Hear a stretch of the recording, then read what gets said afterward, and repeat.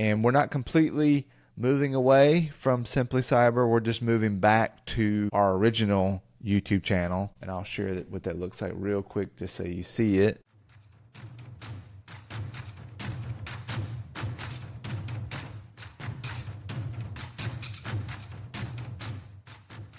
We aren't here to waste your time with buzzwords. In IT and cybersecurity, what you know and what you can do makes all the difference. We are ACI Learning, training built for novices and pros who need measurable results. Hands-on labs, real-world checks, courses that get you certified and ready for what's next. Build confidence, strengthen defenses, achieve more. Visit acilearning.com/simplycyber to learn more. Welcome back to the Cybersecurity Mentors Podcast, and today we've got a big one for you.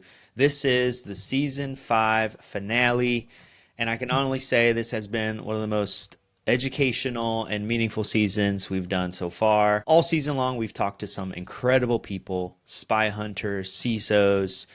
We've talked about breach responses, social engineering, just leaders and people in the front lines when it comes to just some of the most intense cybersecurity stories in the world. So this season really did stood out. Every single episode, we had a lot of different things that we were doing and talking about with some people, just mindsets, leadership, resilience, and just the way humans are dealing with the improvements of cybersecurity and AI. So today we're closing out Season 5 with just a quick recap of kind of what we did, who we talked to, what were some of the topics we discussed, what were the things that stuck with us.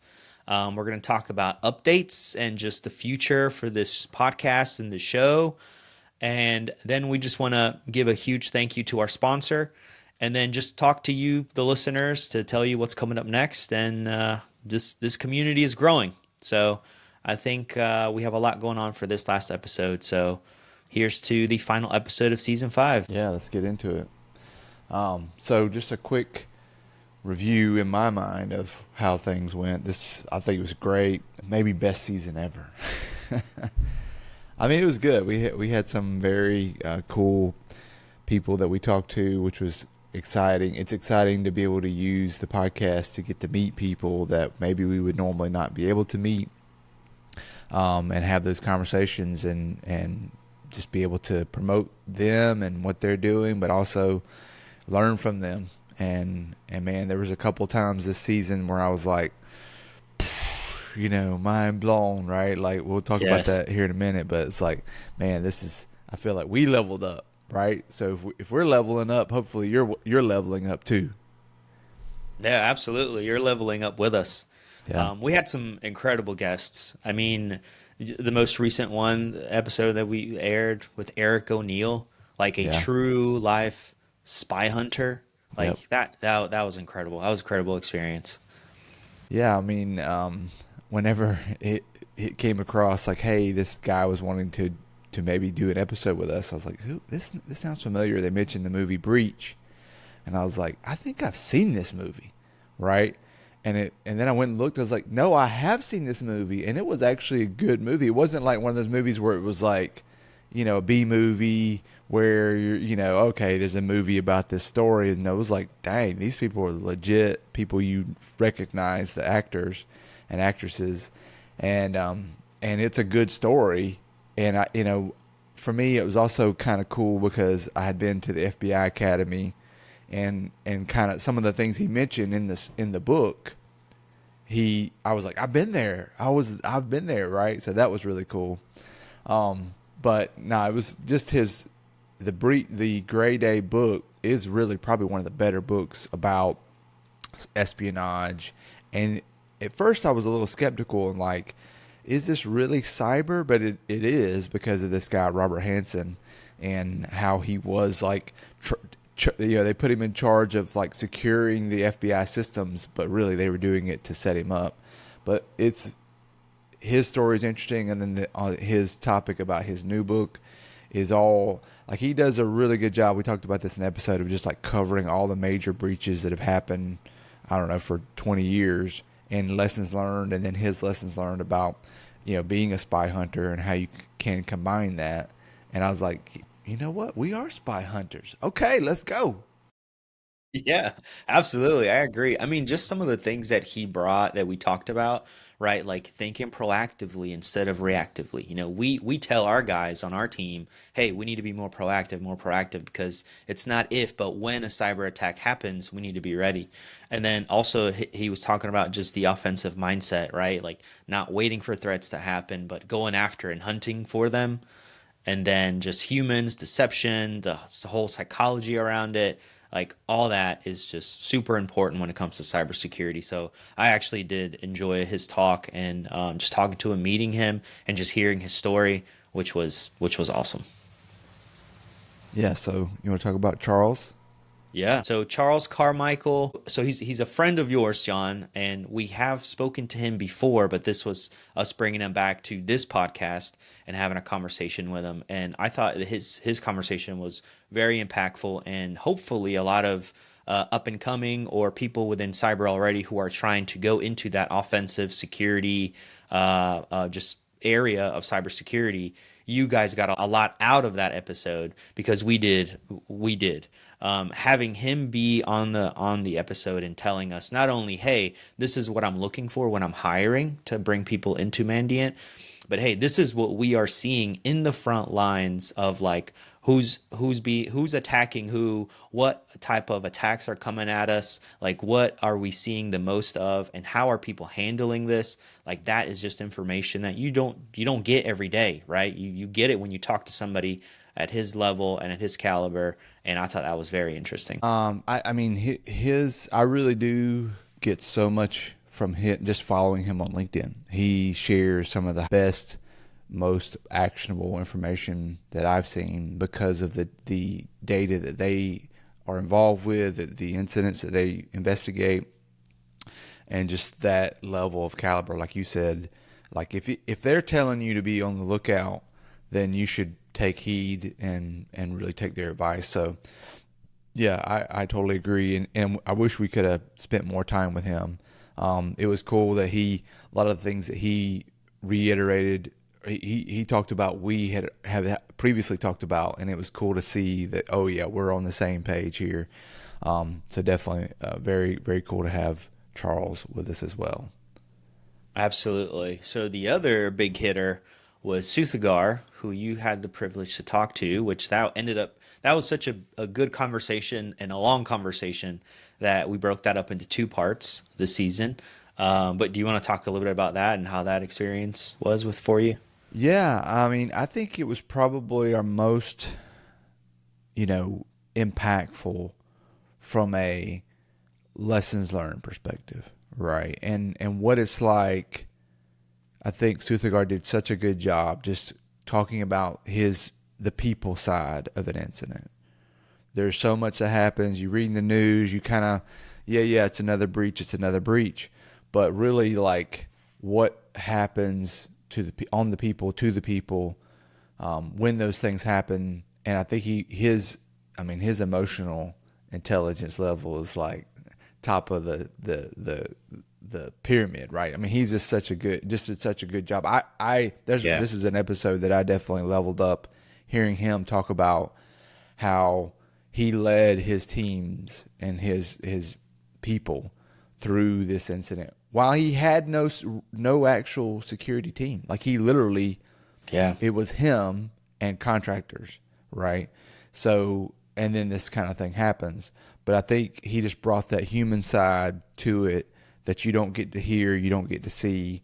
And that's what, I would love to be able to do more of these type of episodes, because when you get the boots on the ground, perspective, you really can see like, oh, okay, here's some things. Let me put myself in that situation.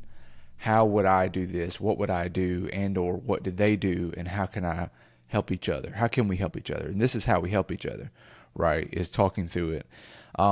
And from the comments and people that were watching and listening, man, I could tell this is one that really hit home, and people were like blown away, right? Of like, wow, just some of the things that Suthagar shared with us. So, yeah, I was very excited that it took us a long time. It took us about a month to schedule it because of timing, and he's in Australia, right? My time zone. And finally, we got it going, and we finally got it. At first, actually, it almost didn't happen because I was like, I think this is not going to happen. We're not going to be able to sync and get it going. So very fortunate. I'm glad that we were able to do it, even though, it's 2018, so that's a while back, but it doesn't matter. All those same lessons apply today. Absolutely. And I think that was a level of just information that most common people are not exposed to, right? Unless you are in the trenches going through an incident yourself, like a breach, a legit breach, then that's not experience that you have. And I may be wrong, but I haven't seen a lot of similar kind of conversations or just discussions at this detail, at this level. I mean, it did help that they actually wrote out a paper on it and they published it and released it to the masses with detailed information. So that was huge. Not a lot of organizations do that, right? For legal reasons or whatever you want to call it. So when you do have those opportunities to talk to, especially somebody who was there in the moment, living it, breathing it, I mean, that is huge. So I agree. I mean, some of the things that stood out have here on our notes were, breaches create organizational trauma. I've never really thought about that. I've never really thought about it that way. Transparency is healing. Secrecy is not. I have to agree. I get there's a level of just like pride or maybe legal matters that don't allow organizations within the U.S. to be very transparent with what occurred or what happened because they're afraid they're going to get sued or whatever.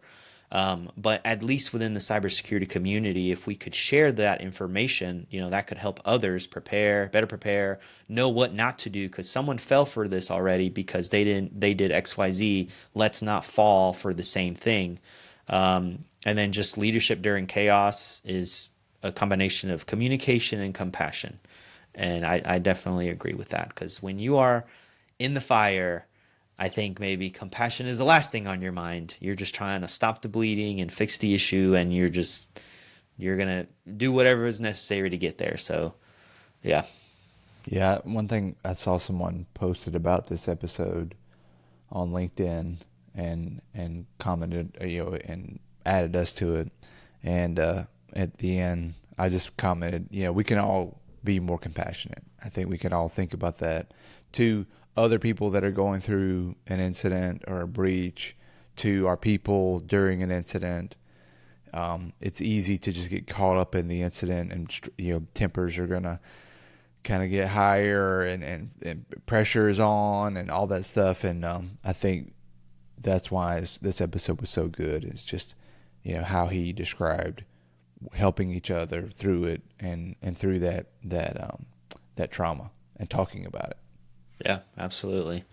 So another topic we touched was around negotiation. So that is, if you're trying to negotiate a new position, if you're trying to negotiate a raise or a promotion. So that was an interesting episode. That was one that I enjoyed. So just some highlights there.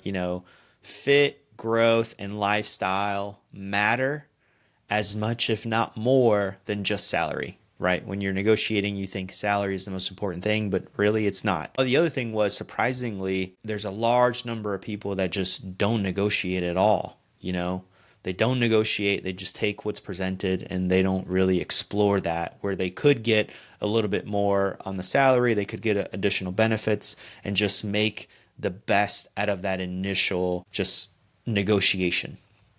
And then when you are in an interview, right, you as the person looking for a position, you are also interviewing that company. Don't just think just because you are interviewing for their position, you don't have the right to ask questions or to ask for more. One of the things we said was, if you don't ask, then what's the worst thing that could happen? They say no. Okay, move on, right? So yeah, what are your thoughts around that episode, John? No, I thought we gave good, practical, tactical advice that maybe people don't think about and or use, or don't know, should I negotiate? Should I not negotiate? How do I go about it? So I thought it was very easy. You could listen to that episode, especially before you're going to have those conversations, and be like, okay, am I ready to have that conversation? And have I done my homework? Do I have my receipts? Do I have the data? Maybe I don't need to have it yet, right? There's a lot of those things that I think were very helpful in that episode. It was our only episode that was like a how-to tactical, but I think it had packed a lot of punch. So the next person we had, which I'll let you talk about this episode, was Brian Brushwood, who was a very interesting individual I met, thanks to you bringing him on the show. But yeah, talk to us a little bit about that. This is probably my favorite, like as far as like the most entertaining episode we've done. I think this was it, right? Brian is amazing. And it was just great. It's a good, again, back to having a podcast that you can invite people like Brian. Like I would never normally get to have that kind of in-depth discussion with him. And it was awesome to be able to do so while he's on this same vein of social engineering and security awareness training. And we literally, before we hit record, we told Brian, like, look, Brian, listen, you can talk about whatever you want to, like this is your episode. And we laid it up there. Like, here you go, Brian. Right. And he's like, boom, knocked it out of the park. Right. Crushed it. Yeah. Crushed it. And he's a professional, in so many ways, but professional podcaster, professional with YouTube, professional with entertainment, with just presentation, just amazing. And it was great to have that discussion. We've been working after that episode together on doing some testing of this hypothesis of PvP social engineering. So stay tuned. We'll tell you how that's going. Hopefully, maybe even next season. We'll see next year for sure. But it's been a great. It was awesome to have him, and awesome to still collaborate with him too. Yeah, no, I like I said, it was very awesome getting to know him and just having him on the podcast as well. I mean, talk about another heavy hitter, but just the whole idea about magic as a training ground for social engineering, and then just how AI is going to just change that area of social engineering and what's coming, and just prepping for that. And then the idea of like how to improve with is like the PvP, right? The player versus player social engineering. I thought all that was very interesting take, was a good topic to discuss, and just, thinking about it from a different aspect. So I thought that was a very good episode as well. Yeah. And our last episode before this episode was about structured versus unstructured learning, and we talk about ACI, and we were fortunate enough to get their Security Plus bundle. We walked through it, we talked through it, we talk about how we felt like, there's definitely advantages to the structured learning and what you can get out of it versus trying to just DIY it mainly. And we thank them for being a sponsor. It's our first real sponsor, so we're thankful for them. There are costs associated to running a podcast, right? There's things that behind the scenes you got to do to keep the ship afloat. So we're grateful to have them. And I thought that was a good episode too. Like, it's an option, and I think if you need help and you need some of that structure, they are not a bad option. They're a good option. Absolutely. No, I completely agree.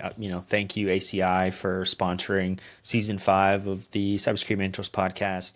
It was kind of easy. I mean, to be honest, right? Like, we started with the idea of like, hey, we're not going to just accept sponsorships from anyone, right? They need to be good. We need to vet them. They need to align with our mission. And this sponsor, ACI Learning, does. And they align very well, because like we mentioned in the episode, there are a lot of things that they offer specifically with that Security Plus bundle. That's what we're recommending people, right? When they reach out to us for their free consultation and they're telling us, hey, I'm trying to get into cyber. I've tried this, that, whatever. What do you recommend I do? It is kind of following those same steps, right? If you are new to cyber, we need to get you some IT knowledge, some basic fundamental knowledge. And then from there, you do need to go into learn some networking, so you know how computers communicate with each other and how a network works. And then we talk about Security Plus. Okay, this is how you will secure a network, secure your environment, and this is why things are important. So that entire security bundle is a perfect fit. And instead of you piecing things from online, from different creators and different things that are free, but sometimes not the most updated or not the best, for a very reasonable price, you can go with ACI Learning, who has already a structured setup, a bundle.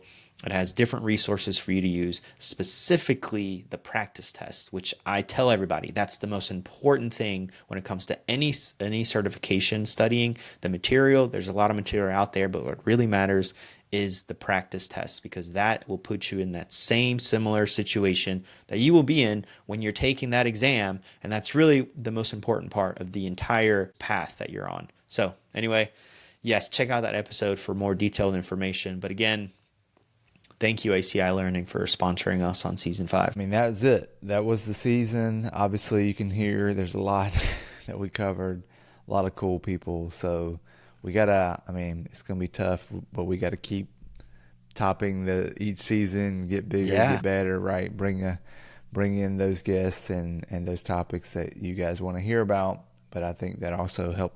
I mean, if it's helping us, again, if it's something we think we can learn from, then I believe that others can learn from it too. Absolutely. So now we're moving to some Q&A. So these are some questions that were brought up to us that we would like to answer, and we will try to get to most of these and give as much detail as we can in this episode, right?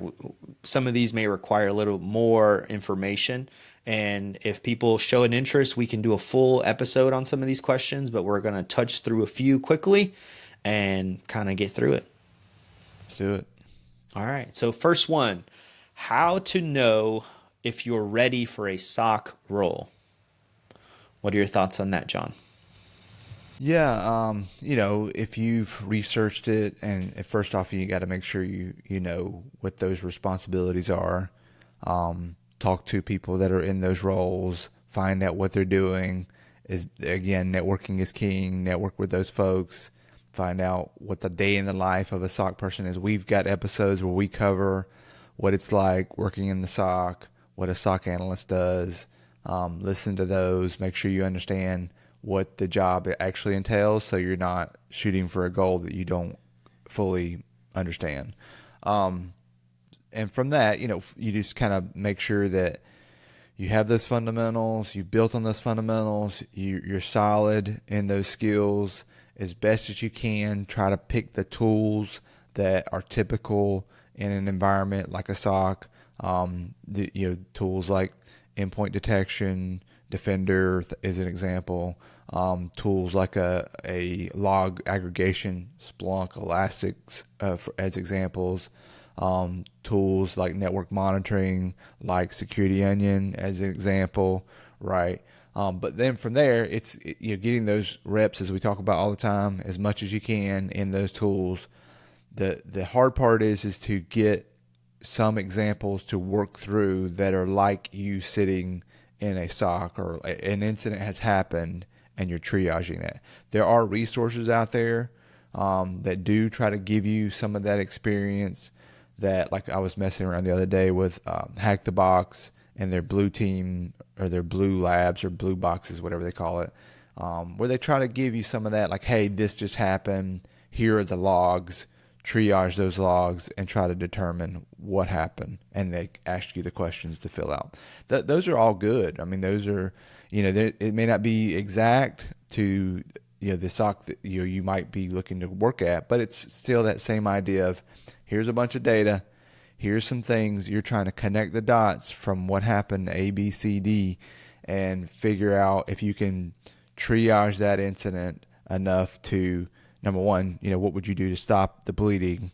Number two, backtracking how it got there, how it happened, where it originated, so that you can then learn from that. Documentation, write up what happened.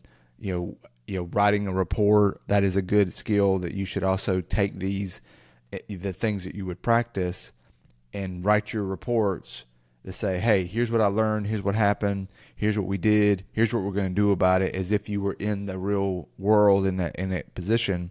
This is what we do. These are the things that we do in our SOC, right?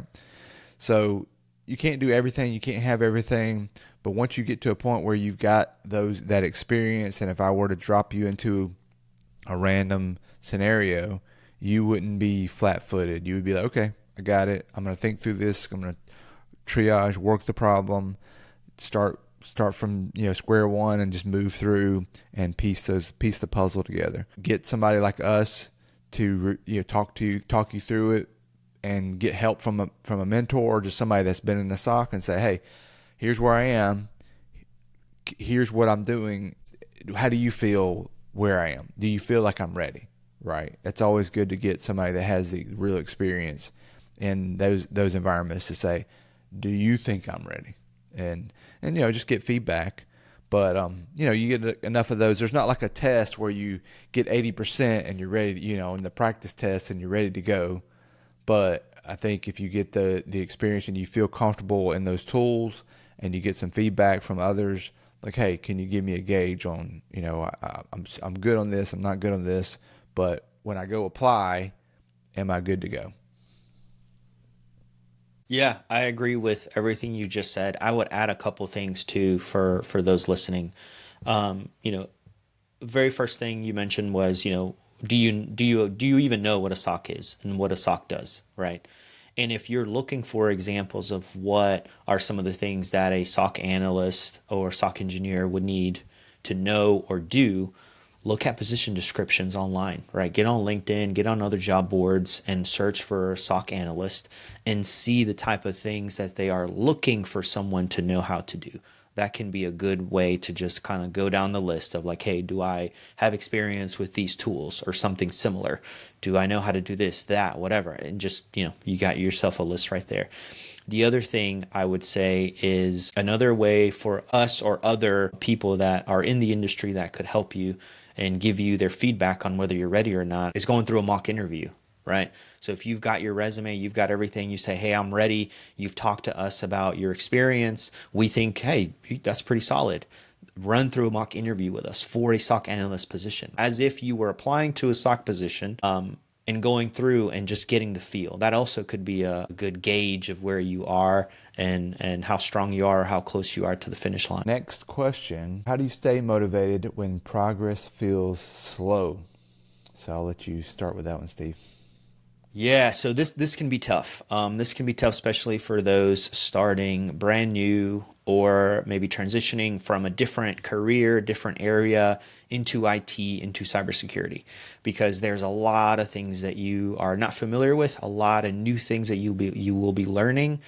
And let's be honest, IT and especially cybersecurity is always changing, always evolving, right? What you know today might be different tomorrow.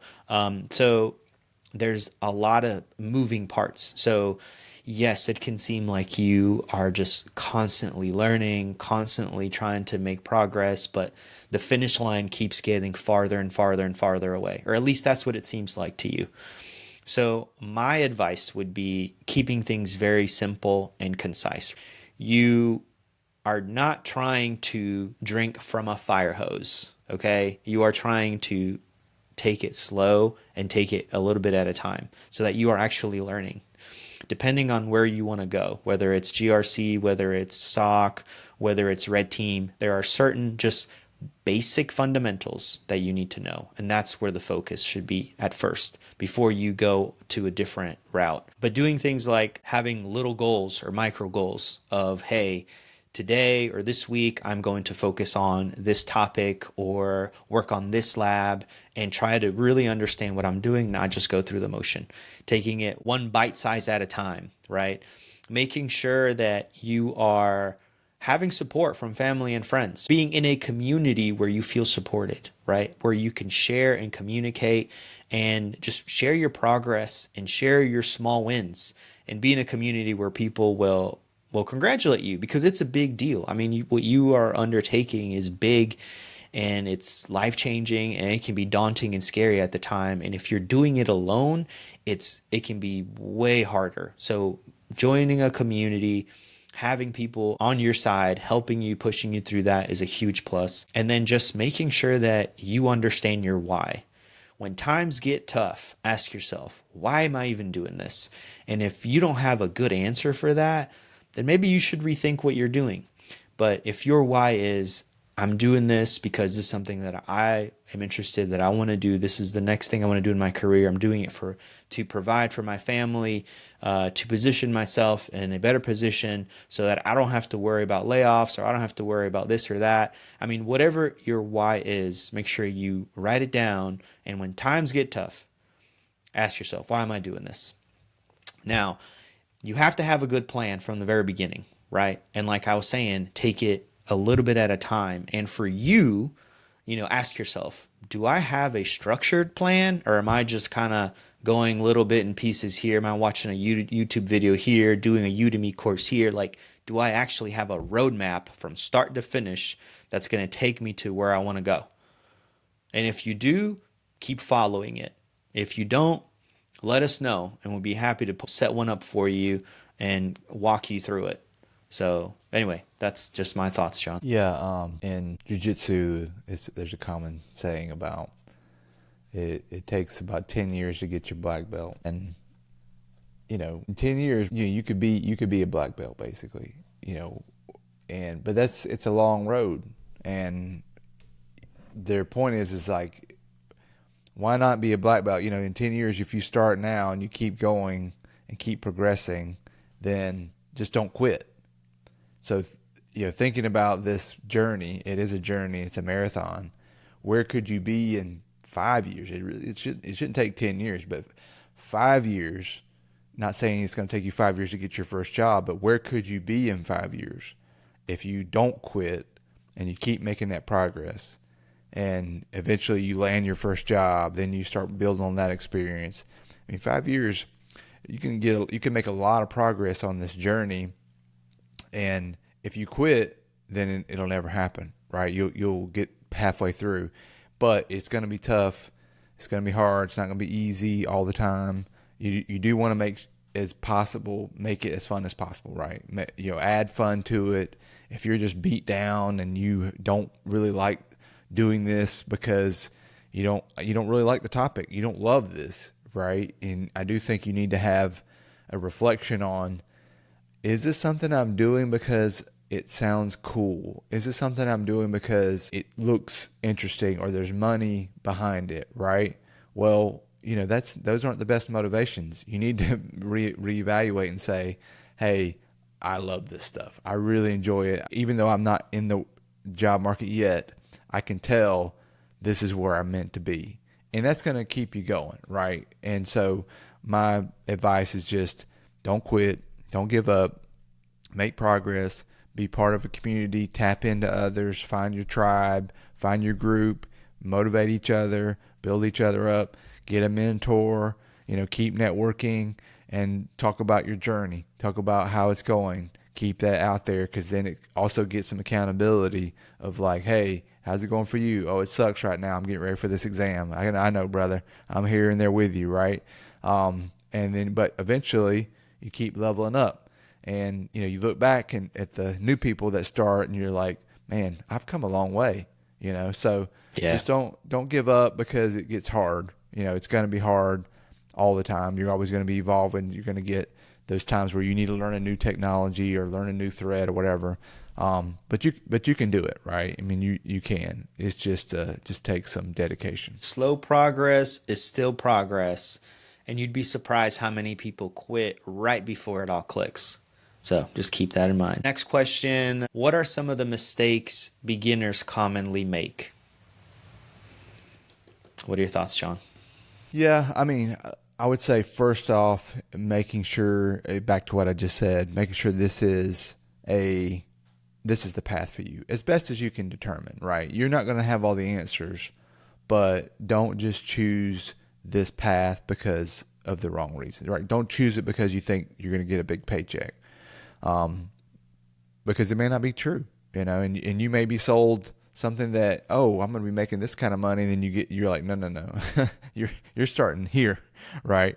And salaries have leveled off for information security. They're still good, but they're not like they used to be, like, oh, whatever you want, right? You have more freedom. They've definitely leveled off. So don't do it for the wrong reasons is, I would say, the big mistake. If you don't start with the right reasons, that's mistake number one. I think outside of that is, we talked about the structured versus unstructured. It can be challenging to not have a focus. It's a shiny object, right? Okay, this is cool. I'm going to go do some pen test learning. Wait a minute. I'm going to go back to this Linux security, whatever. I'm going to go over here, right? It's easy to lose focus because of I get into the drudgery of the boring stuff of learning ports and protocols or whatever, right? And you're like, oh man, I just want to choose something new. Now that I'm not saying don't do that, but it can definitely, slow your progress down. You want to keep momentum moving, but don't do it too much where you're stuck and you haven't really made enough progress because you've been jumping around, right? I think also waiting too long to connect with others and to network with others. You should be networking, always be networking, right? And networking with peers that are in the same boat as you, networking with potential mentors, networking with people that are ahead of you in the journey. They're just kind of like, well, I've got this. I'm on my own journey. I'm doing my own thing. But then when you hit those roadblocks and you're like, wait a minute, I got stuck here and I don't have a phone a friend, or I don't have somebody that I can lean on because I'm stuck. And I think applying just because you've got a certification it can be a mistake, right? You're looking at, all right, I got my Security Plus, let's go, send out the resumes. I think making sure you look at the job description. The certification is helpful and you want to get those, but they're not necessarily the door opener, right? We know people that are applying and they've got all the certs and they're not hearing anything, so it's right now it's challenging. So don't just rely on the cert and basically just the cert to be ready or think you're ready to now go apply for that position. Read the job descriptions, network with others, potentially network with people that are also in that same domain, and reach out and try to say, hey, I'm trying to get in. What do you recommend? So don't rely on just the basic training or the certificate training and the certificate to get in. You're going to have to do a lot more. You're going to have to work to build your platform and your portfolio. There was a guy in our channel this past week who I think he's gotten his certs, and he shared his LinkedIn page, and we looked at it, and he's like, okay, what else, right? And his LinkedIn page was pretty good. I was like, now you need to start building your portfolio and start networking, right? Now, not only here's what I've done, here's what I'm learning, here's what I can do, let me show you my breadth of work that I've got experience with as best as possible without being in a job, right? So that's part of the thing that we see people struggling with there, and they're not a mistake that they could make. Yeah, no, I completely agree. Well said. I don't think I have much more to add. So let's move on to the next question. What are some of the best beginner certification paths? Well, this question is a good one because we answered it in the ACI Learning podcast that we did. We talked about how, hey, if you're new into the industry with zero IT experience, A+ is a good place to start, right? It will teach you probably a little more than what you need, but more is always better. Then following that would be Network Plus, or just, now we are going with the CompTIA certs, but there are other certs like these that do the same thing, right? With the A+, we want to build on your fundamentals, just general IT fundamentals. What is a computer? Well, how does a computer work? Like the basic fundamentals. Then with your Network Plus, you are learning about networking, right? Like I mentioned earlier, you want to know what a network is, how it's set up, how do computers communicate with each other within their network, because then you will move into your Security Plus or certificate certification that focuses more on how to secure that network, how to secure those computers, the methodology around that, why this is important, reducing risk overall for your organization, and then having a Linux certification to learn Linux, Just after that, I mean, we call that the fundamentals, right? After that, it's pretty much is choose your own adventure. Do you want to focus more on blue team and SOC focus, more defensive focus? Do you want to focus more on offensive penetration testing? Do you want to focus in the cloud and what's going on in the cloud environments in an organization? Or do you want to focus more on GRC? There's a number of different things that you can kind of branch out into, but the basics are pretty common, pretty straightforward. No, I think that's perfect. Choose your own adventure, depending on where you want to go, what the job requirements that you're looking at those positions have. What are they doing? You can still mix and match from that. Those different options. It's okay to be well-rounded as you're trying to figure out which one you want to do. You may not know, right? Okay, let me go try a little bit of cloud security. Let me try some pen testing. Let me try some GRC. That's okay too. It's also good just to be well-rounded. So, yeah, I think mixing those up and trying those out, and it's not going to hurt, put it that way. I was going to suggest that we jump through maybe skip the last two questions just because we don't want to get too long in the episode and jump to big announcements for next season. Is that good with you, Steve? Yeah, that's good with me. Let's do it. All right. So it's been an awesome couple of seasons with Simply Cyber. They really helped us get the word out and build our community and bring Team Simply Cyber to our channel and our premieres, and it's been amazing. It's been a great partnership. And we're not completely moving away from Simply Cyber. We're just moving back to our original YouTube channel. And I'll share what that looks like real quick just so you see it. Yeah, while you pull that up, I just want to reiterate what you said. A huge thank you to Jerry and the entire Simply Cyber team. It has been amazing working with you guys and being a part of such an amazing community. And thanks to you and thanks to your awesome community, we've grown ourselves. And we just want to say thank you so much. And we look forward to continuing to working together and just building the next generation of cybersecurity professionals. So yeah, just a huge thank you. Yeah, so this is our channel here. If you're listening, you can go check it out at youtube.com/@Cybersecurity Mentors Podcast. It's pretty easy to find. And we have other videos that we have already on this channel before we moved over to Simply Cyber's channel. But this is going to make it easier for both of us and them to simplify the content and where to go to find it.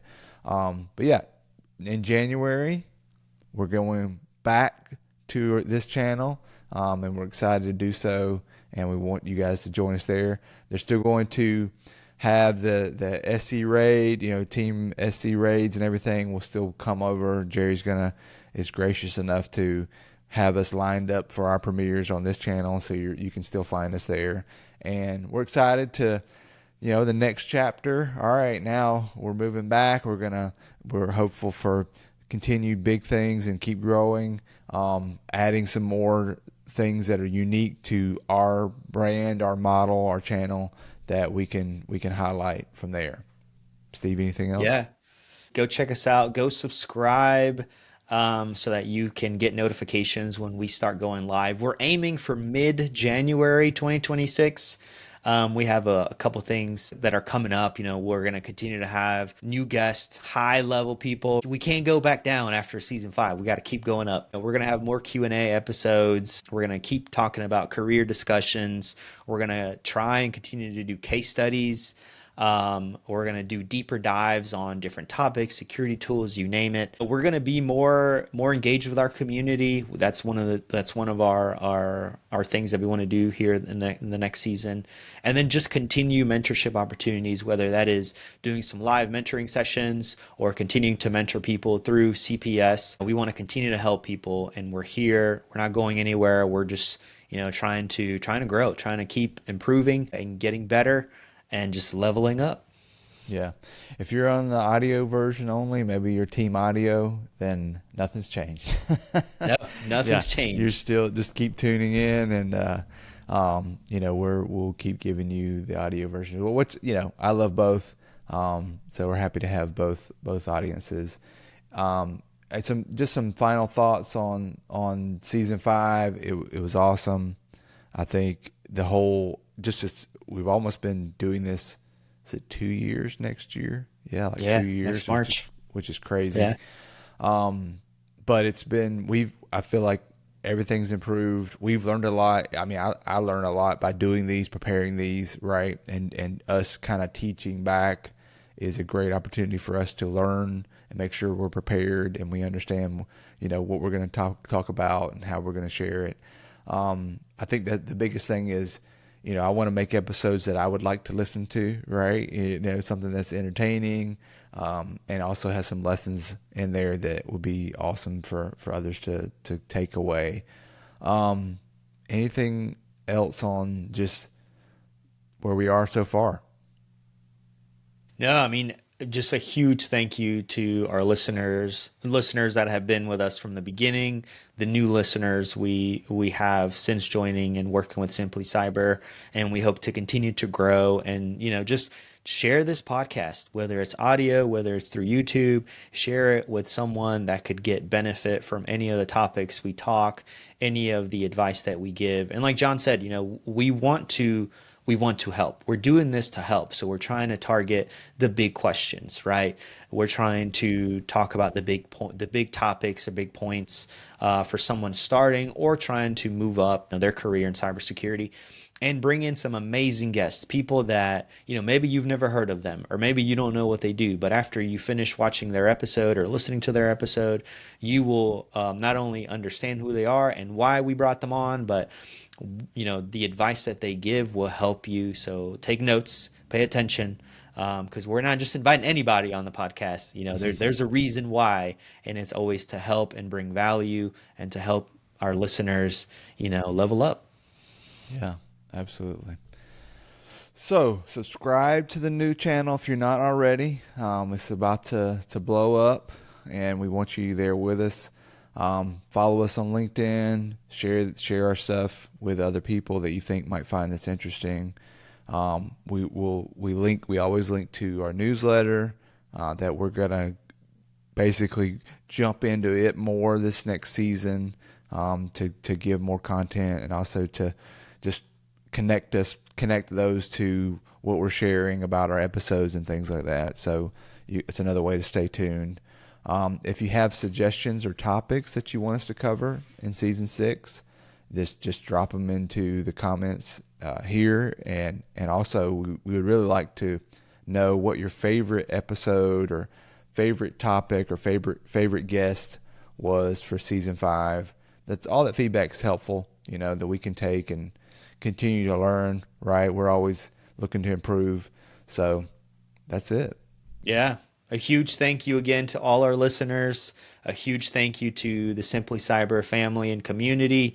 And a huge thank you to our sponsor for season 5, ACI Learning. We're excited for season 6, and we hope you jump over, subscribe, and continue with us while we keep kicking doors, taking names when it comes to cybersecurity. That's it.